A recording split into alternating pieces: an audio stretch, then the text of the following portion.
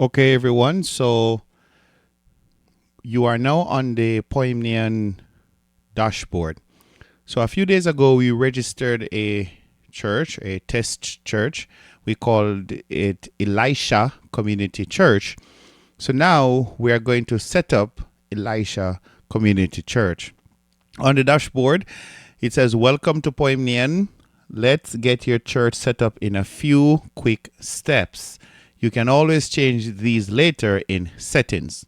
Okay, so you just want to click Get Started. Can I zoom? I zoom this up a little bit for you. Maybe that will help.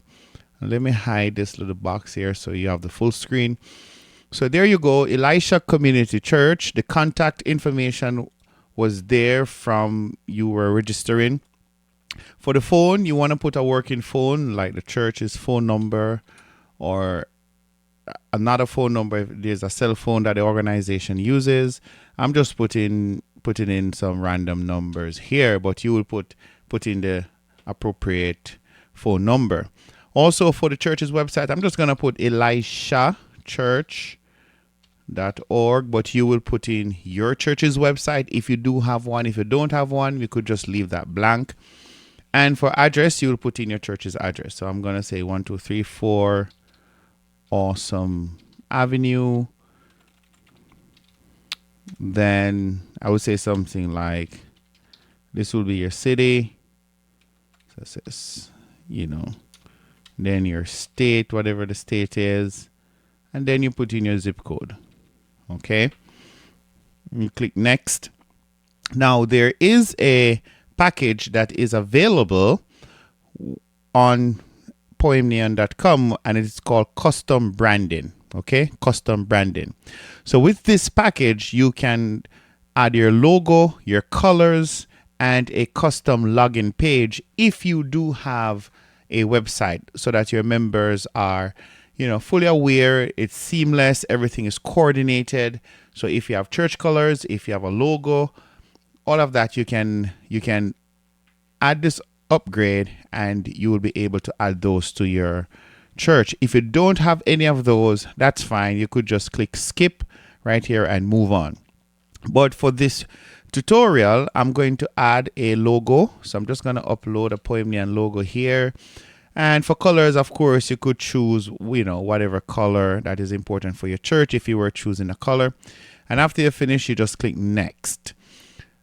This here is very important, service times, because this is going to help us with some other aspect of the program.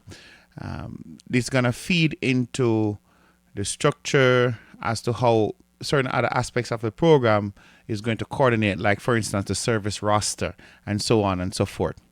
So it's going to pre-populate some of those things that we're going to come to eventually. But for now, you want to set your primary service time. I'm just going to leave this as is and click next.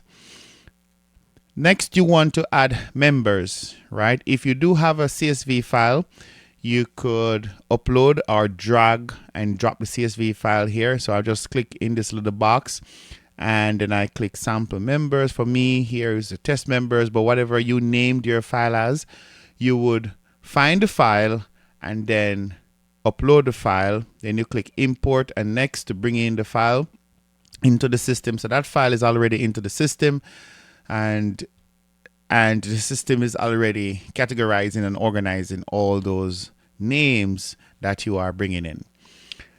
All right. When you click next, you are taken to the setting up your giving, so to speak, page. Already one of the fund is pre-populated as general fund. You could change this to whatever you want. You could change this to general offering, but you could add as many funds as your church uses on a regular basis, or even if not on a regular basis, but that they have going on. So for instance, you could put tithes and that. I could put benevolent.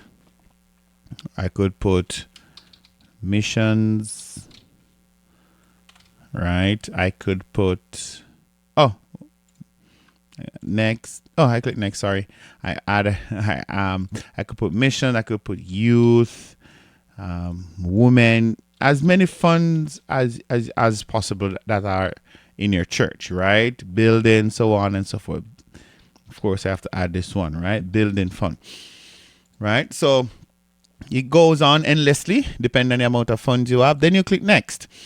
On this page now, there is a possibility for you to import your giving records if you do have your giving records. If you don't have a giving records, that's fine. But if you do have your giving records, currently you could import them as a CSV and also as a PDF, okay? So he says upload CSV here. So I'm just gonna look for the CSV. So I have given right here.